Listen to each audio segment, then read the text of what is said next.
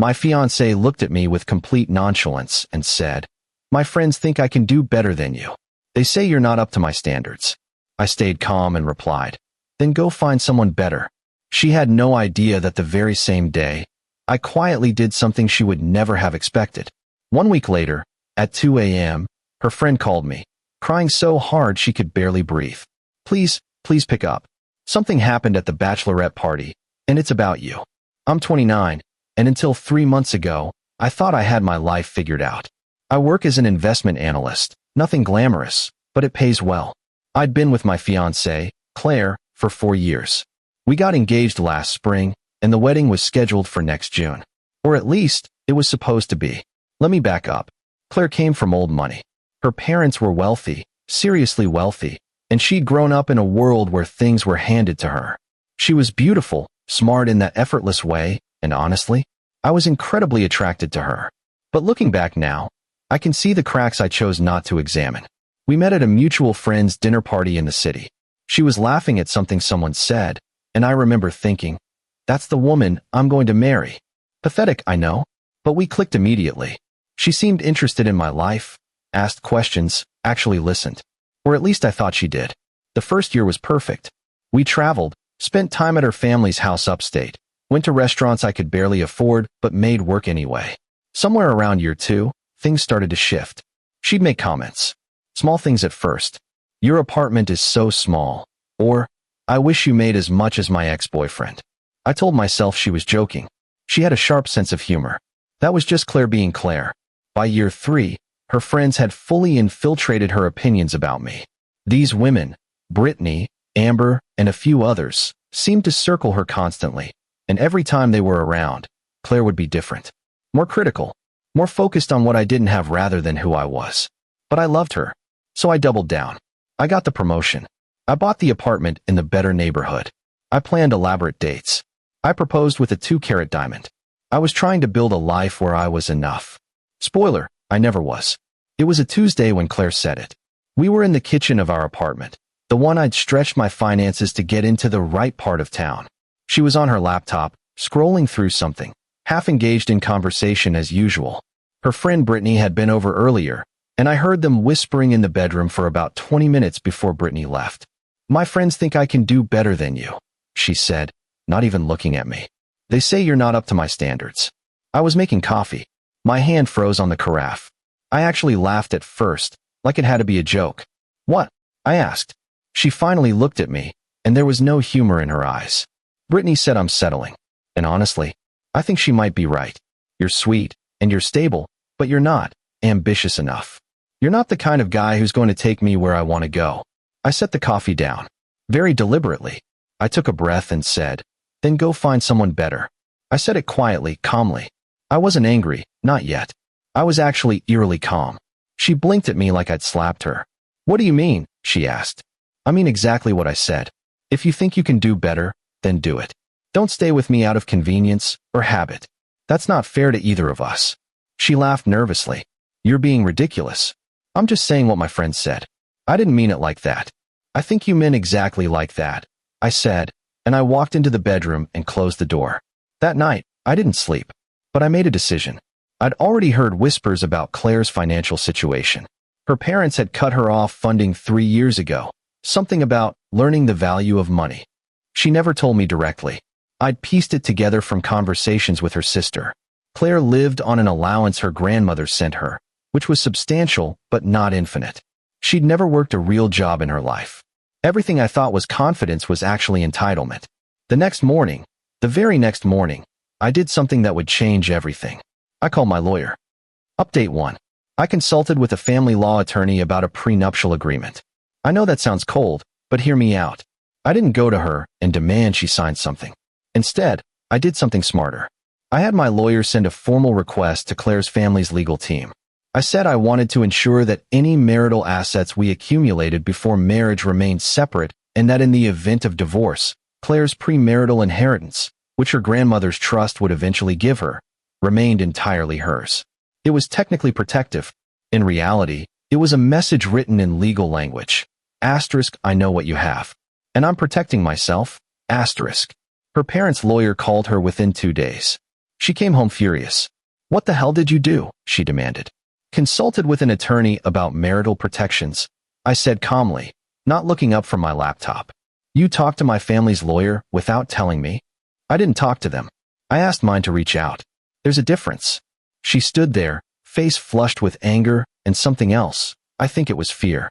This is insane. We're getting married. Why are you doing this? Because a few days ago, you told me I wasn't good enough for you. I took that to heart. I decided that if you're not confident in this relationship, neither should I be. She started to cry then, the kind of crying that seemed more about being caught off guard than about genuine emotion. I didn't mean it, okay? I was just upset.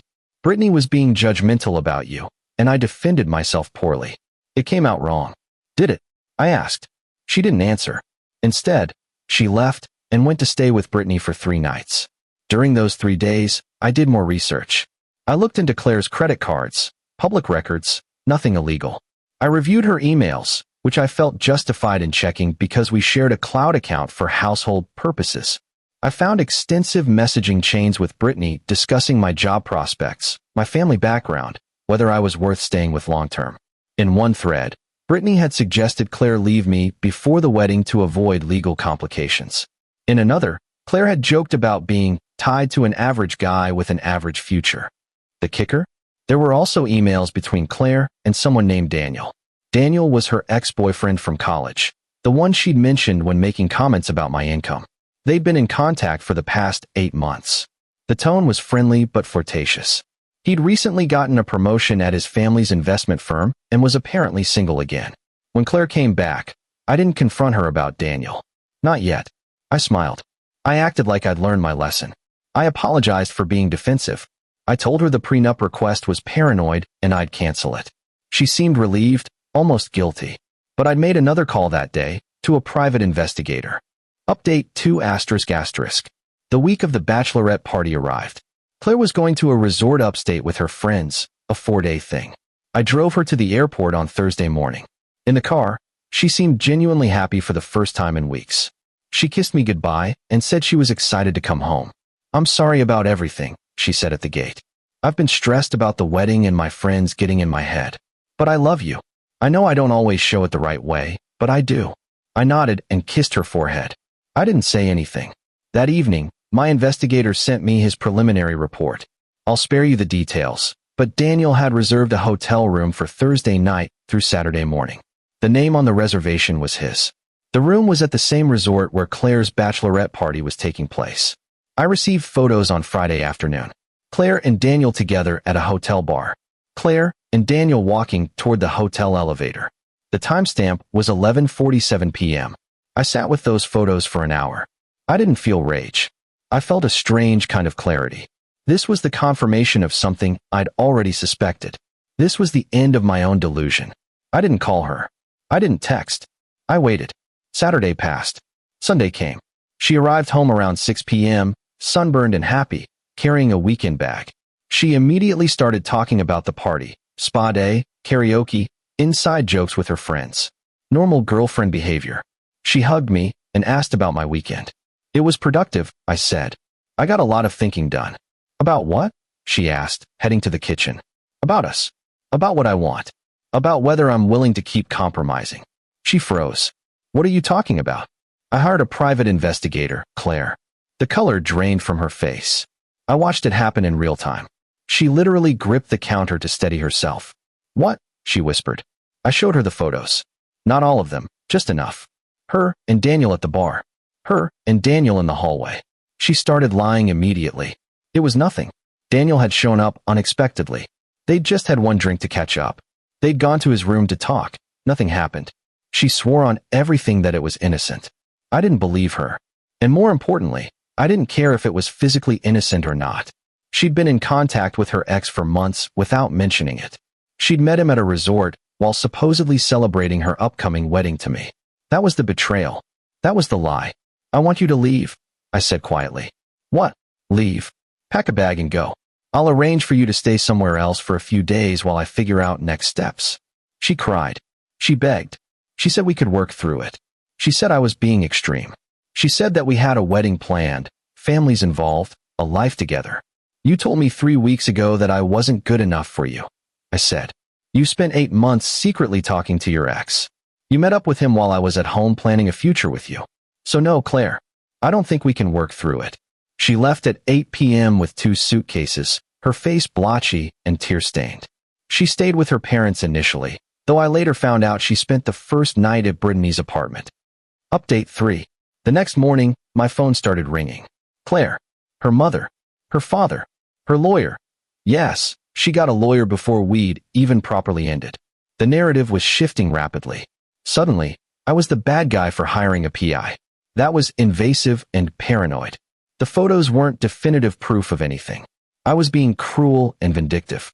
By Monday, every single one of her friends had reached out to me directly, either by email or message. They were defending her. They claimed I was controlling and jealous. One of them, Amber, actually wrote that hiring an investigator was a form of psychological abuse. I didn't respond to any of it. My lawyer did. My lawyer sent a formal letter stating that I was calling off the wedding and that I would be pursuing separate legal representation regarding the engagement ring and any shared assets we'd accumulated. The engagement ring became surprisingly relevant. Claire, through her lawyer, demanded I return it or compensate her with $8,500, apparently what she claimed it was worth. I refused. The ring was given as a gift, not a loan. She could hire a lawyer to dispute it, but she'd lose that fight and spend more in legal fees trying. She didn't pursue it. Then came the thing I'd been waiting for.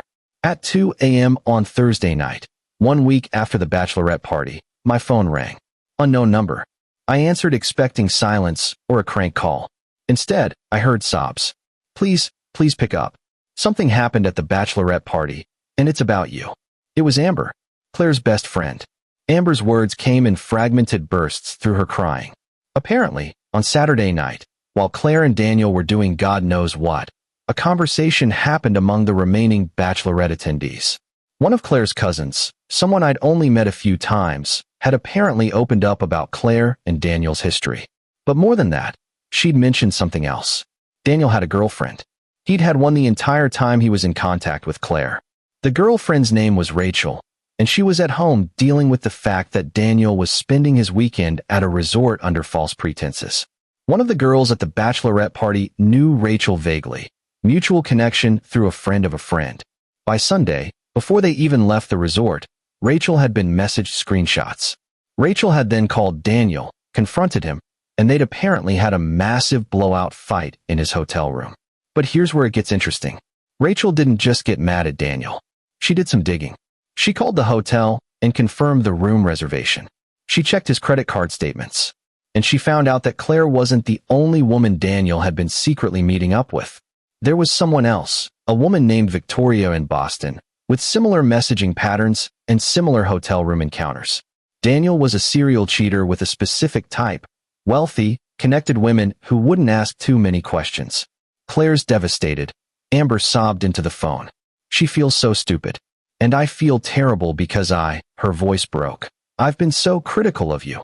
And she was never doing this because of anything you did. She was just trying to prove something to us. To me. And now she's broken and Daniel is. He's just moved on like it's nothing. I didn't know what to feel. Relief, maybe. Vindication. Some schadenfreude. Why are you calling me? I asked, though I already knew. Because you deserve to know that you didn't do anything wrong.